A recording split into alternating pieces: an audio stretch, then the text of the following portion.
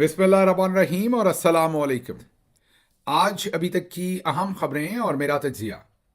सबसे पहली खबर आपके सामने अडयाला जेल रावलपिंडी और जीएचक्यू रावलपिंडी से रखते हैं, जहां पर इमरान खान हम कलाम हुए हैं army chief general Asim Munir से। इमरान खान ने army chief general Asim Munir को एक खत लिखा है, और सिर्फ खत नहीं लिखा बल्कि खुला खत लिखा है। और ख़त ऐसा लिखा है कि पाकिस्तान तहरीक इंसाफ ने तो उसको शाया किया है, इमरान खान साहब के ट्विटर अकाउंट पर शाया हुआ है, लेकिन उस ख़त के मंदरजात के बारे में जर्नैली मीडिया मैं उनको कहता हूँ जो पाकिस्तान मिलिट्री के जो टॉप जर्नल्स हैं, उनके कहने पर जो टाउट सहाफ़ी आपके सामने अपने तजिए रखते हैं, तो जर्नैली और नूनी, जो नून लीग के घर की बांदियाँ हैं, वो भी जर्नैली और नूनी मीडिया ने उस खत के मंदरजात को चीख चीख कर और पीट पीट कर आपके सामने रखना शुरू किया है। हालांकि इसके अंदर बातचीत तो तहरीक इंसाफ को ज़्यादा ज़ोरों शोर से करनी चाहिए थी, या DGISPR को करनी चाहिए थी, क्योंकि इमरान खान डायरेक्टली हम कलाम हुए हैं इस खत में army chief general Asim Munir से। लेकिन इसकी बजाय जर्नैली मीडिया और नून लीग जो है वो इस टाइम उनकी चीखों की आवाज़ें आ रही। जाहिर है उनका तजिया ये है कि ये जो ख़त है इसमें इमरान खान टोन डाउन कर गए हैं। इमरान खान ने अपनी पहले की पोजीशन से डिपार्चर ले लिया है। जनरल डायर नहीं कह रहे, जनरल याया नहीं कह रहे, या याया खान पार्ट 2 नहीं कह रहे, महमूद रहमान कमीशन रिपोर्ट की बात नहीं कर रहे। तो ये टोन डाउन है, डिपार्चर है। उन्होंने बदलती हुई हवा देख ली है और अब वो बदलते हुए समय में बदलते हुए अंदाज के साथ मुज़ाकरात करना चाहते हैं। बल्कि एक ऐसी सहाफ़ी हैं जो जर्नैली भी हैं, जर्नैली तो नहीं बल्कि करनैली भी हैं और नून लीग की बांदी भी हैं। आसमा शराजी साहबा की बात कर रहा हूँ, वो तो इससे भी आगे निकल गई। उन्होंने कहा कि आप इमरान खान साहब ने माफ़ी तलाफ़ी की तरफ सफ़र शुरू किया है। लफ्ज़ उन्होंने ये इस्तेमाल नहीं किए, लेकिन तज्जिया उनका यही था। दूसरी तरफ कुछ सहाफ़ी जो है वो ये भी कह रहे हैं कि इसमें उल्टा इमरान खान कह रहे हैं आर्मी चीफ से कि आप जो कुछ आपने किया उस पर माफ़ी मांगें और आगे चलें। पहले मैं आपके सामने इस खत के मंदरजात रख देता हूँ, फिर आपको बताता हूँ कि असल में इमरान खान ने ये जो खत लिखा है, ये क्या वाकई इमरान खान ने बातचीत करने के लिए दरख्वास्त की है, या ये अगले पिछले जो 1.5-2 साल की कहानी अगर मैं आपके सामने रखूं और उसमें अगर इमरान खान के 4-5 बड़े मास्टर स्ट्रोक्स रखूं, तो क्या ये खत उनमें से एक मास्टर स्ट्रोक है, या जैसे जर्नैली और नून लीगी मीडिया कह रहा है कि नहीं, ये तो टोन डाउन है और ये तो डिपार्चर है और ये तो अब दरख्वास्त है, इल्तिजा है कि हमसे किसी तरह से बात कर लें। तो ख़त के मंदरजात रखता हूँ और उसके बाद जो तजिया दूंगा, मेरा अपना इंडिपेंडेंट तजिया होगा, वो बड़ा इंटरेस्टिंग होगा। आप पहले ख़त के मंदरजात सुने और उसके बाद आपको अंदाज़ा हो जाएगा, मेरा ख्याल मेरे तजिए से पहले ही आपको अंदाज़ा हो जाएगा कि इमरान खान ने बिल्ली के गले में घंटी बांध दी है। क्योंकि बात यही हो रही थी कि बिल्ली के गले में घंटी कौन बांधे, वो इमरान खान साहब ने बांध दी है। अच्छा जी, सबसे पहली लाइन तो इस खत की, अच्छा ये भी ज़हन में रहे कि ये खत खुला खत है। जी हाँ, ओपन खत। इमरान खान साहब ने अपने ट्विटर अकाउंट से इसे पब्लिश भी किया है। मीन खुले खाते, खुली बात, चौक में बैठ के बात की है। उन्होंने सबसे पहले तो बबांगे धौल ये कहा कि मैं नवाज शरीफ नहीं हूं जो छुप के डीलें करूंगा और छुप के एग्रीमेंट करूंगा। मैं तो खत लिखूंगा और खत को भी पब्लिक करूंगा। जो बात होगी सरेआम होगी, आवाम के सामने होगी। तो ये पहली स्ट्रेटजी तो इसमें ये है। खुला खत, और उसकी पहली लाइन क्या है? फौज भी मेरी है और मुल्क भी मेरा है। ये मेरे, अब ये जितना भी है मेरी पार्टी पोजीशन नहीं है, ये मेरा इंडिपेंडेंट तजिया है, तो पार्टी पे ना थोपिएगा। अब मेरा तजिया ये है कि पहले तो इमरान खान ने पहली लाइन में फौज को और आसिम मुनीर साहब को, दोनों को यह पैगाम दिया है कि आसिम मुनीर साहब फौज के आर्मी चीफ हैं, मालिक नहीं है। आसिम मुनीर साहब बादशाह नहीं है मुल्क के कि वो फौज को ओन करते हैं, या फौज का सारा ठेका उनका है, या फौज के बारे में हर अच्छा बुरा फैसला वो जो भी करें वो सारा कबूल करना है पाकिस्तान की कौम ने। बल्कि अगर वो गलत फैसला कर रहे हैं तो पाकिस्तानी कौम उनको बता सकती है, और फौज के अंदर भी अगर एक राय हो तो उसको भी आवाज़ दी है इमरान खान ने ये बता के कि फौज भी मेरी है, ये किसी और की नहीं है, ये फौज भी मेरी है और ये मुल्क भी मेरा है। तो कोई जो नामों पे लकीरें लगाता फिर रहा है और ये कह रहा है कि ये आपके नामों पे लकीर लगा दी है और जिस तरफ चीफ देखता है उधर फौज देखती है, जिधर फौज देखती है उधर चीफ देखता है, तो पहली लाइन इस चीज़ की नफ़ी कर रही है कि फ़ौज एक कौमी इदारा है और हर पाकिस्तानी शहरी इसका बराबर का मालिक है। तो पहली लाइन ने तो ये डिफाइन किया। आगे वो कहते हैं, हमारे फौजी पाकिस्तान के लिए कुर्बानियां दे रहे हैं। दहशतगर्दी के खिलाफ जंग में कामयाबी के लिए ज़रूरी है कि कौम फौज के पीछे खड़ी हो। लेकिन अफसोसनाक अमर है कि इस्टेब्लिशमेंट की पॉलिसियों की वजह से फौज और अवाम में खलीज दिन ब दिन बढ़ती जा रही है। एक तरफ हमारे जवान कुर्बानियां दे रहे हैं, दूसरी तरफ जो तनाव है, जो खलीज है, खलीज का मतलब तनाव है, जो डिसलाइक है या तनाव है या एक जगह के ऊपर ना होना है, जो हम आहंगी का ना होना है, वो बढ़ता जा रहा है। ये जो तफरका है, तफरीक है, खलीज है, डिफरेंस ऑफ ओपिनियन है, डिफरेंस ऑफ स्ट्रेटजी है, ये कौम के दरमियान और फौज के दरमियान बहुत ज़्यादा बढ़ती जा रही है। इसकी कुछ बुनियादी वजूहात हैं जिनको मद्देनजर रखते हुए एस्टेब्लिशमेंट को अपनी पॉलिसियों पर नज़रसानी करने की ज़रूरत है, ताकि अवाम और फौज के दरमियान बढ़ते हुए फासले और फौज की बदनामी, जी हाँ, इस पर आपने गौर करना है, फौज की बदनामी को कम किया जा सके। यहां पर वाजे तौर पर इमरान खान ये कन्वे कर रहे हैं, फिर मेरा पर्सनल ओपिनियन है कि आपने आसिम मुनीर साहब जो पॉलिसीज अपनाई उससे फौज को आपने बदनाम कर दिया है। तो यहां पर आपने जो फोकस करना है वो फौज की बदनामी के लफ्ज पर फोकस करना है। इस लाइन में इमरान खान वाजे तौर पर यह बता रहे हैं कि जनरल आसिम मुनीर साहब की जो पॉलिसीज हैं उनसे फौज की बदनामी हुई है। ये स्टैब्लिश हो रहा है इस लाइन से, जैसे कि पिछले पैराग्राफ में ये स्टैब्लिश हुआ कि आपकी गलत पॉलिसियों की वजह से खलीज बढ़ रही है, और उसमें उन्होंने इस्टेब्लिशमेंट का लफ्ज़ इसलिए इस्तेमाल किया कि ज़ाहिर है कुछ और लोग भी इनके साथ ऑन बोर्ड हैं, और उसके साथ साथ जनरल बाजवा भी थे, पिछले भी इनके जो लोग थे उनकी भी पॉलिसियाँ थी। यहाँ पर बदनामी, अगेन ये तमाम लोग जो हैं वो उस बदनामी के भी जिम्मेदार हैं, और इस्टेब्लिश हो रहा है कि खलीज भी बढ़ रहा है और बदनामी भी हो रही है। अब सबसे बड़ी वजह इसमें उन्होंने कहा 2024 के इंतखाबात, ये पहली वजह उन्होंने बताई है। 6 वजूहात इसमें इमरान खान ने रखी है। सबसे पहली वजह है कि 2024 के इंतखाबात में तारीखी धांधली, अवामी मैंडेट की सरेआम चोरी जिसने अवाम के गुस्से को उबारा। जिस अंदाज में एजेंसी प्री पोल धांधली और नताइज कंट्रोल करने के लिए सियासी इंजीनियरिंग में मुलव्वस रही, उसने कौम के एतमाद को शदीद ठेस पहुंचाई। यहां पर इमरान खान एक और चीज इस्टेब्लिश कर रहे हैं कि जनरल आसिम मुनीर साहब के जो पॉलिसीज हैं, जो काम है, उससे जो अवाम का फौज के ऊपर भरोसा था उसको ठेस पहुंच चुकी है। ये तीसरी चीज इमरान खान यहां स्टैब्लिश कर रहे हैं उनके बारे में, उनकी पॉलिसीज के बारे में, कि ये जो आपने पॉलिसीज अपनाई इससे ठेस पहुंची है। सिर्फ 17 नशिस्तें जीतने वाली पार्टी को इक्तदार देकर अर्दली हुकूमत मुल्क पर मुसल्लत कर दी। आपने अपना अर्दली मुसल्लत कर दिया है 17 सीटों वालों को देकर। दूसरी वजह वो कह रहे हैं कि 26वीं आईनी तरमीम है, जिस तरह 26वीं आईनी तरमीम के जरिए अदलिया को कंट्रोल करने की गर्ज से मुल्क में आइन और कानून की धज्जियां उड़ाई गई, और पॉकेट जजेस के पास मेरे मुकदमात लगाए गए, और नासिर जावेद राणा ने फैसले को मुलतवी किया। अदालतों में जारी कोर्ट पैकिंग का मकसद यही है कि इमरान खान के खिलाफ मुकदमात मनपसंद जजेस के पास लगाकर अपनी मर्जी के फैसले लिए जा सकें। इस सब का मकसद मेरे खिलाफ मुकदमात में मनपसंद फैसले, इंसानी हकूक की पामाली और इंतखाबी फ्रॉड की पर्दापोशी है, ताकि अदलिया में कोई शफाफ फैसले देने वाला ना हो। अब इस पैराग्राफ में जो कि दूसरी वजह बयान हो रही है, वहां पर इमरान खान वाजे तौर पर आर्मी चीफ की जो स्ट्रेटजीज हैं सारी की सारी, अदलिया को कैप्चर करना और इमरान खान के खिलाफ हर सूरत सजाएं लेना, उस पर वाजे तौर पर उन्हें जिम्मेदार ठहरा रहे हैं। तीसरी वजह उन्होंने कहा पीका का काला कानून है, इलेक्ट्रॉनिक मीडिया पर पहले ही कब्जा किया जा चुका। अब पीका की सूरत में सोशल मीडिया और इंटरनेट पर भी कदगन लगा दी गई है। इस सब की वजह से पाकिस्तान का जीएसपी प्लस स्टेटस भी खतरे में है। इंटरनेट में खलल की वजह से हमारी आईटी इंडस्ट्री को 1.72 बिलियन डॉलर से ज्यादा का नुकसान हो चुका है, और नौजवानों का करियर तबाह हो रहा है। एक साबिक वजीर आजम और इस मुल्क का जो हकीकी वारिस है, क्योंकि 90% वोट अवाम ने उसको दिए, और अवाम ने पाकिस्तान के आइन के मुताबिक इमरान खान को उसका वारिस चुना है इस वक्त 5 साल के लिए। वो आर्मी चीफ को ये बता रहे हैं कि आपने ये काम खराब किया है कि आपने इंटरनेट पर पाबंदी लगाई है, आपने अब पीका कानून लाए हैं, और पाकिस्तान को 1.7 अरब डॉलर का नुकसान हुआ, और नौजवानों को आपने बेरोजगार कर दिया है।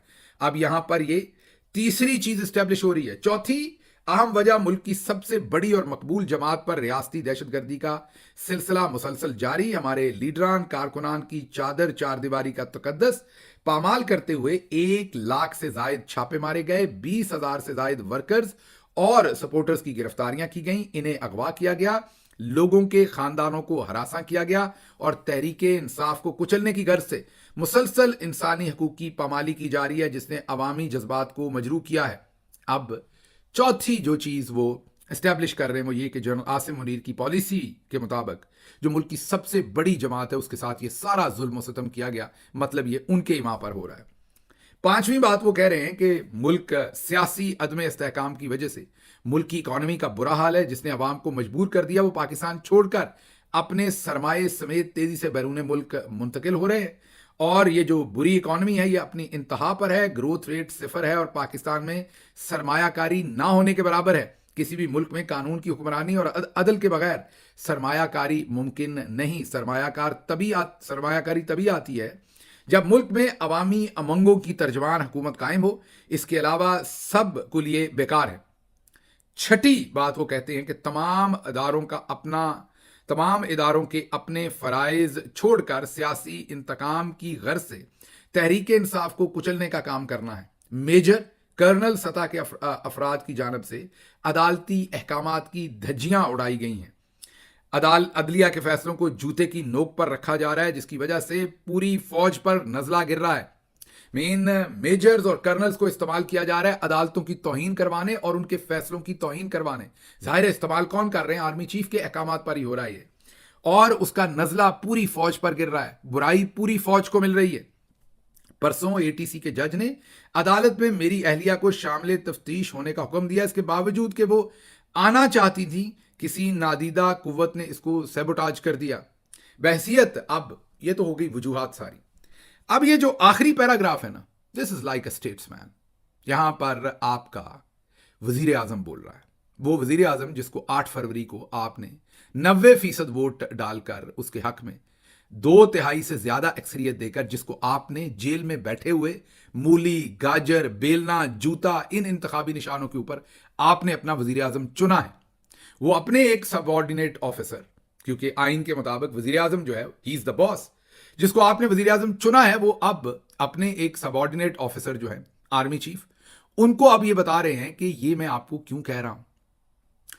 यहां पर वो कह रहे हैं कि बहसियत साबिक वजीर आजम मेरा काम इस कौम की बेहतरी है, ये मेरा हक है, ये मेरा इस्तेहकाक है, ये मेरा फर्ज है, ये मेरा प्रेरोगेटिव है। मैं अपना हक इस्तेमाल कर रहा हूं, वो हक जो 8 फरवरी को अवाम ने उनको दिया है। इन मसाइल की निशानदेही है जिसकी वजह से फौज मुसलसल बदनामी का शिकार हो रही है। मेरी पॉलिसी पहले दिन से एक ही है, यानी फौज भी मेरी और मुल्क भी मेरा। मुल्क की इस्तेहकाम और सलामती के लिए नागुज़ीर है कि फौज और अवाम के दरमियान की खलीज कम की जाए, और इस बढ़ती खलीज को कम करने की सिर्फ एक ही सूरत है। यह बहुत ही अहम पॉइंट है, और वो है कि फौज का अपनी आईनी हदूद में वापस जाना, सियासत से खुद को अलहदा करना और अपनी मुतय्यन करदा जो आइन के मुताबिक हैं जिम्मेदारियां पूरी करना। और ये काम, ये बहुत ही खूबसूरत लाइन है, और ये काम फौज को खुद करना होगा। उन्होंने ये नहीं कहा कि आर्मी चीफ को खुद करना होगा। मैं दोबारा कह रहा हूं, this letter is it speaks like a statesman. वो कहते हैं कि ये काम फौज को खुद करना होगा। ये नहीं कहा कि आर्मी चीफ को खुद करना होगा। पूरी फौज को झंझोड़ा है, उसकी पूरी लीडरशिप को झंझोड़ा है कि बाद में जब 1971 में या जब भी कुछ होता है तो आप सब कहते हैं वो उसका कसूर था, उसका था। अभी बहसियत मजबूरी इंक्लूडिंग आर्मी चीफ आप सबको इकट्ठे बैठ के इसको फिक्स करना है। वरना उन्होंने ये नहीं कहा कि अगर आप नहीं करेंगे तो चलें फिर आप ना करें, नहीं, उन्होंने आगे उसका अंजाम भी बताया है। वरना यही बढ़ती खलीज कौमी सलामती की इस्लाह में फॉल्ट लाइन्स बन जाएंगी। इसको आम लफ्जों में कहेंगे कि हाथ की दी हुई गिरें फिर मुंह से खोलनी पड़ेंगी। फिर हमारा इतना डैमेज हो जाएगा जो शायद इर्रिपेरेबल होगा। तो उन्होंने पूरे इदारे को पैगाम दिया है अपने खुले खत में कि इकट्ठे बैठिए अपने आर्मी चीफ के साथ और ये सब कुछ बंद कीजिए जो शुरू किया है। अब ये तो है खत जो इमरान खान ने लिखा। अब इसके ऊपर मैं आपके सामने 2 तज्जिए रखता हूं। हालांकि नुसरत जावेद साहब भी किसी जमाने में, तो मैं बार बार कहता हूं, इंसान में ये जुर्रत होनी चाहिए कि आप किसी के किए हुए अच्छे काम की सताइश करें। नुसरत जावेद किसी जमाने में एंटी एस्टैब्लिशमेंट खड़े होने वाले चंद सहाफियों में से एक होते थे, दबंग और दलेर बात करते थे। फिर वो कायनात चचा, कायनात टोकरी, याद होगा आपको, वो मरियम की ऑडियो लीक हुई थी, कायनात वो टोकरी लाना, वो नुसरत भाई को ये भेजनी है।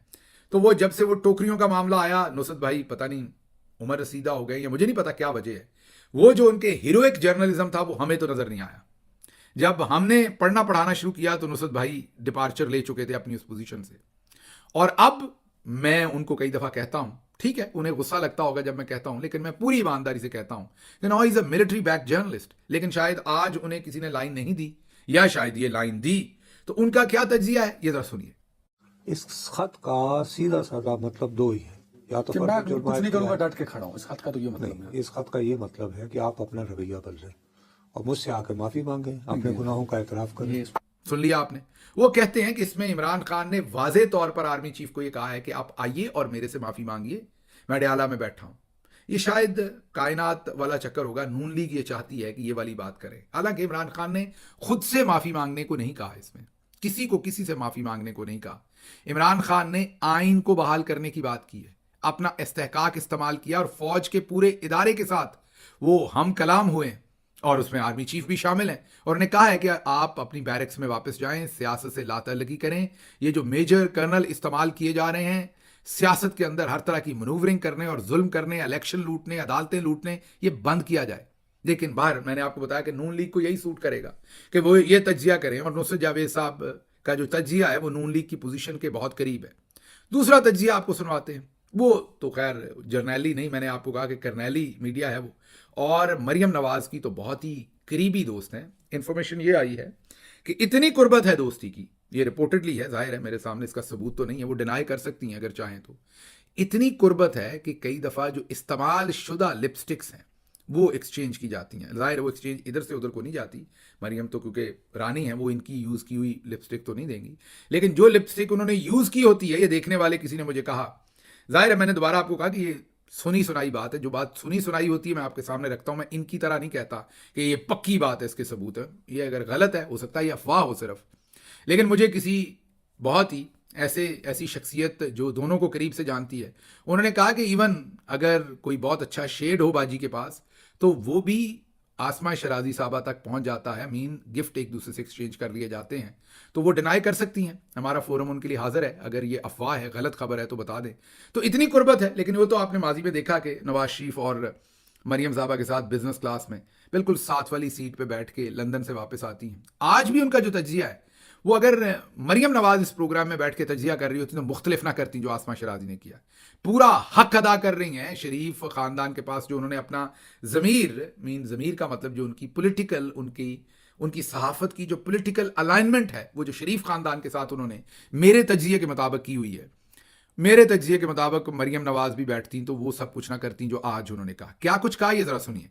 हुई है, मफाहमाना हुई है, और उन्होंने ये कहा है कि बात मैं करना चाहता हूँ, और ये भी कहा है कि इंतशार नहीं चाहता हूँ। ये भी कहा है कि फ़ौज जो है वो पाकिस्तान को ठीक करे, बेहतर करे, और ये भी कहा है उन्होंने कि जुडिशल कमीशन बनाए। मुझसे माफ़ी का कहा जा रहा है, मैं कह रहा हूँ जुडिशल कमीशन बनाए, यानी कि जुडिशल कमीशन अगर उसके अंदर चीज़ें डालता है, करता है, तो उसके ऊपर जो है वो बात हो सकती है। जुडिशल कमीशन पे बात होनी चाहिए, ये उनका मुतालबा है।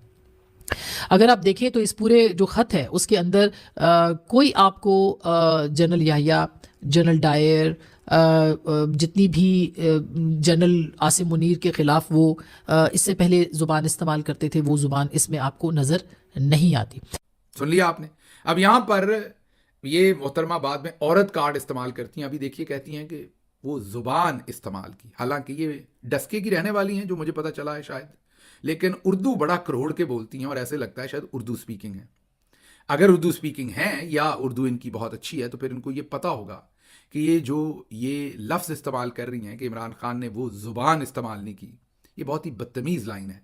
आप ये भी कह सकती थी कि इमरान खान का एक्सप्रेशन उतना, या इमरान खान का लहजा जो है वो उतना सख्त नहीं है, लेकिन ये कहना कि वो ज़ुबान, ये ज़ुबान, वो ज़ुबान, तो वो वाज़े तौर पर आप जिस बदतमीज़ी के साथ इस पर तजिया दे रही हैं, बाद में आपने औरत कार्ड खेलना शुरू कर देना। हमें आपकी जो मरियम नवाज़ के साथ मजबूरियां हैं उनका अंदाज़ा है, लेकिन कम अज़ कम अपने जुमले, आप ज़मीर चलें अपना मेरे तजिए के मुताबिक सही नहीं रख सकती, जुमले तो दुरुस्त कर लीजिए ना।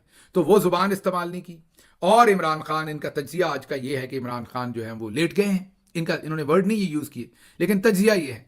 और उन्होंने अब बस आर्मी चीफ को कहा कि मेरे से ज़रूर बात कर लें, और अब वो दरख्वास्त कर रहे हैं। और आखिर पर इन्होंने फिर मरियम नवाज़ का पैगाम दिया अपने तजिए में शामिल करके कि देखिए हम माफ़ी तो नहीं दे सकते ना, 9 मई वालों को माफ़ी देंगे तो कोई भी रियासत पर हमला कर देगा। एक जुमला इनको नसीब नहीं हुआ कि ये कहें कि एक तरफ कह रही है मिलिट्री इस्टेब्लिशमेंट के हमला पीटीआई ने किया था 9 मई का, लेकिन पीटीआई इसको डिनाई कर रही है। वो सीधा कह रही माफ़ी मांगनी पड़ेगी, माफ़ी मांगेंगे तो बात बनेगी।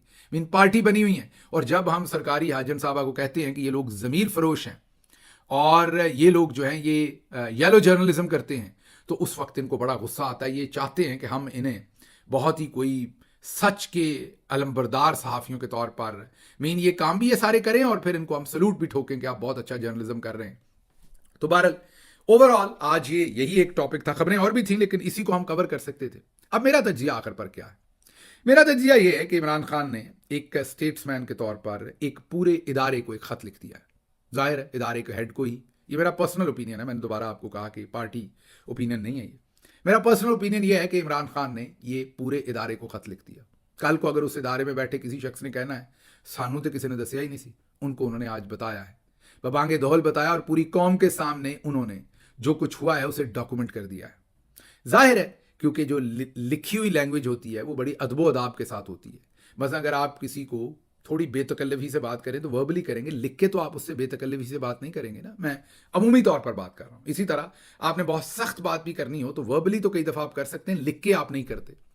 तो डिप्लोमेटिक लैंग्वेज होती है जब आप लिखते हैं, लेकिन जितनी डिप्लोमेटिक लैंग्वेज में स्पेस हो कि आप उसमें अपनी जो फ्रस्ट्रेशन है या आपका जो गम गुस्सा है या आपकी डिसअपॉइंटमेंट है या आपका ओपिनियन है, वो जितने सख्त लफ्ज़ों में आप कन्वे कर सकते हो मुहज़्ज़ब रहते हुए, वो यहाँ इमरान खान साहब ने किया है। मसलन उन्होंने पहला लफ्ज़ खलीज इस्तेमाल किया है कि बढ़ रही है। दूसरा उन्होंने फ़ौज की बदनामी किया है। तीसरा उन्होंने ये कहा है कि हमारी इंटेलिजेंस एजेंसीज तो इन कामों पे लगी हुई हैं, तो अगर बॉर्डर्स के ऊपर हम अपने काम करेंगे नहीं तो फिर यही सब कुछ होगा। तो जो उन्होंने, और फिर उन्होंने कहा कि आपको स्ट्रेटजीज बदलनी पड़ेंगी, अदलिया को लूटा गया, इलेक्शन लूटा गया, हर तरह की। लेकिन आप देख सकते हैं कि नूनी और जर्नैली मीडिया कह रहा है कि वो तो एनआरओ मांग रहे हैं।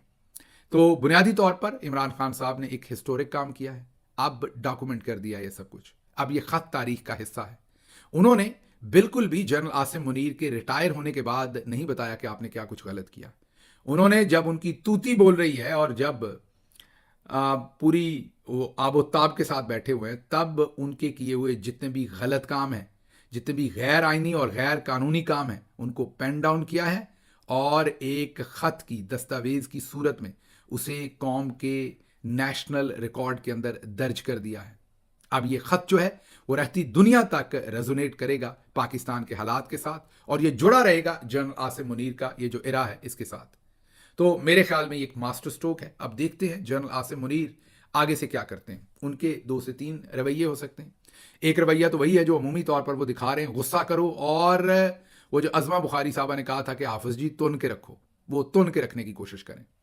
दूसरा तरीका इसमें यह है कि वो सोचें कि जो मुझे 8 फरवरी को मौका मिला था रीसेट करने का, एक दफ़ा फिर इमरान खान ने वो मौका दिया है।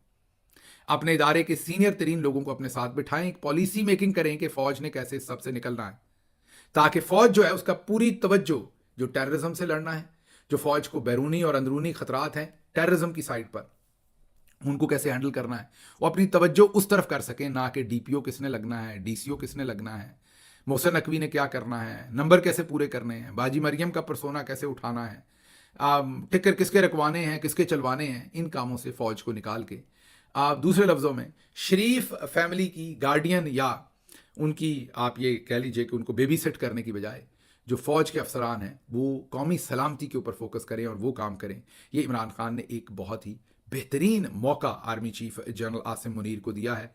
एक दोबारा उन्हें रियलाइजेशन भी पूरी दी है और एक अपॉर्चुनिटी भी दी है। यही अपॉर्चुनिटी उनके पास 8 फरवरी को भी मिली थी जब पीटीआई जीत गई थी। अगर वो विड्रॉ कर जाते और पीछे हट जाते और आइन के ऊपर चलते हुए अपना सियासी किरदार ख़त्म कर देते तो आज पाकिस्तान बहुत बेहतर हालत में होता।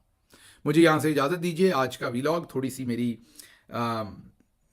सी शायद थकावट बहुत ज़्यादा है। मैं अभी तकरीबन रफली कोई आई थिंक 10 से 11 घंटे सड़क के ऊपर ट्रैवल करके पहुँचा हूँ और पहुँचते ही मैंने फिर 2 घंटे लगा के प्रेप किया है और आपके सामने ये व्लॉग रखा है।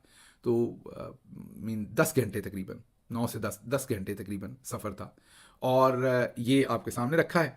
और उसलिए और पिछले 3-4 दिन से हमारा, आपको पता है, इटली में बहुत बड़ा प्रोटेस्ट हुआ। उससे पहले भी मुलाकातें थी, ट्रैवल भी किया अमेरिका से, तो जेट लैग भी हूँ और सोने को 2-2.5 घंटे से, जी हाँ 3-4 भी नहीं 2-2.5 घंटे से ज़्यादा पिछली 3 रातों में मुयसर नहीं आ सका। तो थोड़ा थका हूँ, इसलिए अगर थोड़ा सा कंपोजर की आज कमी हो व्लॉग में, लंबी हो गई हो बात, रिपीट हो रही हो, तो ये ज़हन में रखिएगा कि थोड़ा सा मेरा वो थकावट का अमल जो है वो शायद इस क्वालिटी के ऊपर असरअंदाज हो रहा हो। मुझे यहाँ से इजाज़त दें। अल्लाह आपका हामी और नासिर हो। पाकिस्तान जिंदाबाद।